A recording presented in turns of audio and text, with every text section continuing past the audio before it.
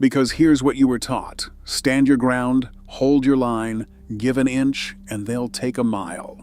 Sounds strong. Now picture a couple that's been together 60 years, and what holds them isn't a strong eye at all, but the very thing you'd probably call weakness. Let that sink in.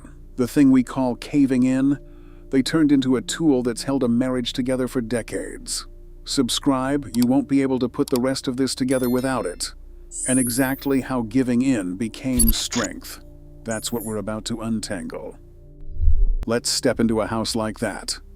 Evening. Something's just flared up between them two. Money, exhaustion, a word that landed wrong. Doesn't matter.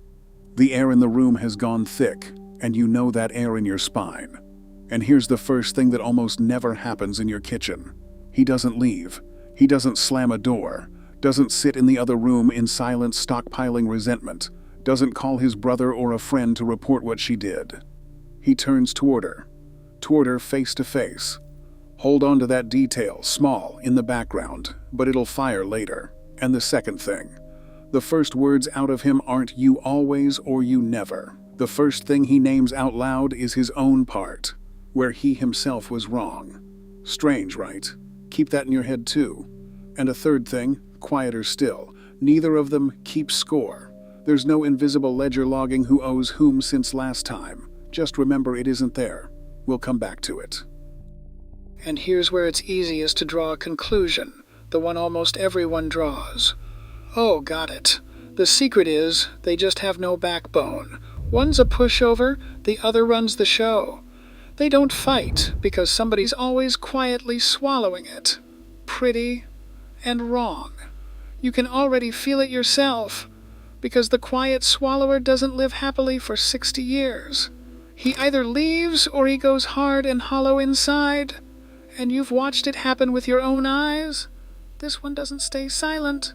He talks, he argues, he just does something else with the fight, and here's the part nobody told you. They have a word for it. Old, German, almost worn away by time, Gelassenheit. And now, pay attention, keep this moment. It'll decide everything that comes next. You can't translate it in one word. The closest is yieldedness, letting go of the self, the voluntary surrender of your own will. Not I lost, but I let go of my right to be right at any cost. Sounds like weakness, I know. Every cell in you right now is saying. That's how they walk all over you. That's how they climb onto your neck. Hold that question open, because inside that word there's a turn that flips everything, but we'll get to it a little later. First, something important. Remember how he turned to face her? Didn't go complain to his brother? Didn't stockpile it? Well, that's not his sweet personality. It's not improvised. It is literally taught. In the Mennonite tradition, there's a direct black and white rule for handling conflict. Go to the person directly, not behind their back, not in hints through third parties, not "I'll tell everyone what she did," but face to face, to the one single person you're at odds with. Sounds obvious. Now honestly, count how many of your fights in your life went the other way. You vented to your mom, your friend, into the phone, to anyone but the person right across from you, and then it hits you. All that weight wasn't piling up from the fights.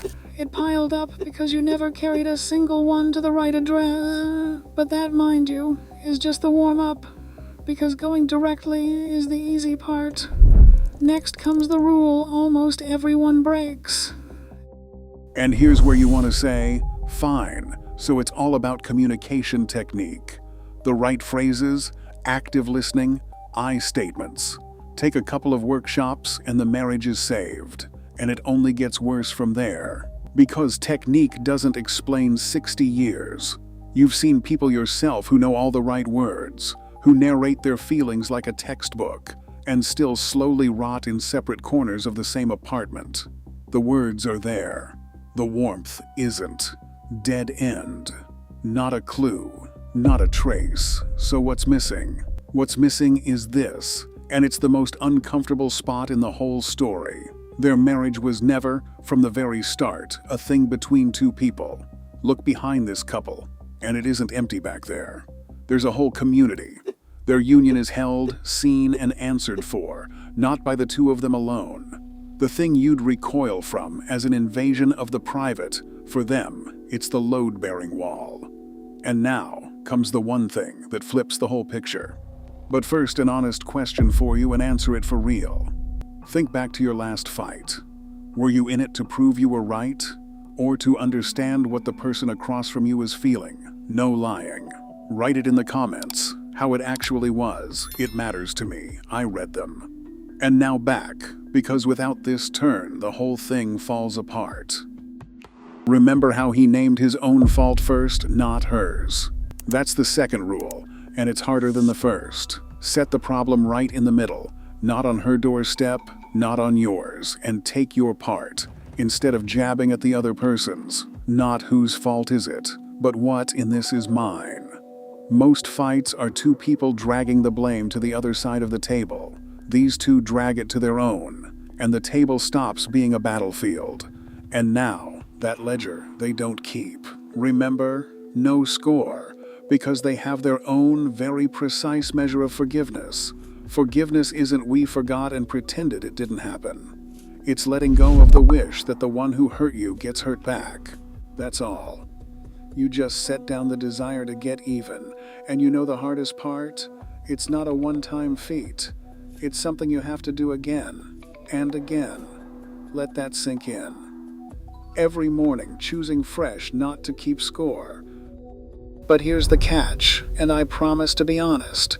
This beautiful yieldedness has a dark side, and pretending it doesn't would be a lie. When only one person yields, when humility is hiding power, pressure, fear, when a person is being bent, and it's called love, then Gelassenheit stops holding and starts breaking, and no adult can be forced to forgive. Keep that as firmly as everything else. And now, the turn you held that word for. Does yieldedness only work one way? No, it works only when both surrender. He lets go of his I toward her, and she lets go of hers toward him.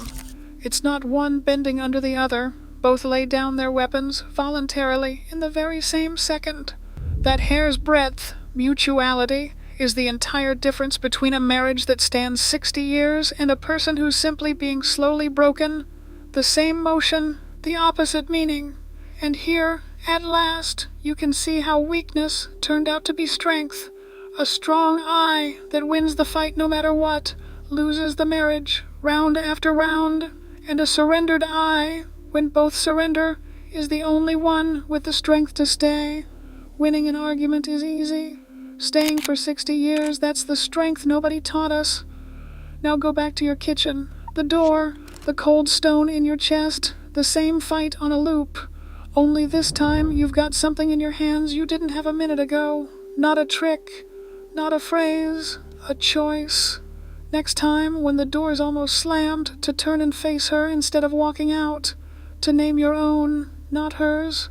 And to set down the desire to get even. And I won't lie to you on the way out. This is the single hardest thing a human being knows how to do. Most of us, in the moment that counts, will slam the door anyway. But now, at least you know there's another door. And that once, two people chose it for 60 years straight. If you made it this far, really, thank you. That's rare. And the door. Let it stay on its hinges tonight. Quiet. A different kind of quiet than you thought at the start.